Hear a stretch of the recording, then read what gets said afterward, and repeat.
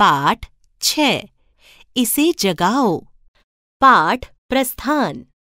समय अनमोल है, इसे व्यर्थ गंवाने वाले जीवन भर दुख भोगते हैं। आलस्य मनुष्य का सबसे बड़ा शत्रु है। एक सज्जन पुरुष जब आलसी को देखता है तो दुखी होता है।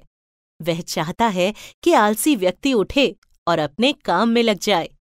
प्रस्तुत कविता में कवि ने अपनी इसी बेचैनी को प्रस्तुत किया है। भाई सूरज, जरा इस आदमी को जगाओ। भाई पवन, जरा इस आदमी को हिलाओ।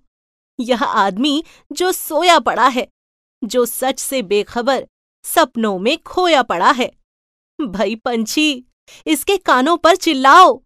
भाई सूरज, जरा इस आदमी को जगाओ। वक्त पर जगाओ, नहीं तो बेवक्त जागेगा यह। तो जो आगे निकल गए हैं उन्हें पाने घबराकर भागेगा यह। घबराकर भागना अलग है, क्षिप्र गति अलग है। क्षिप्र तो वह है जो सही क्षण में सजग है। सूरज, इसे जगाओ। पवन, इसे हिलाओ। पंछी, इसके कानों पर चिल्लाओ।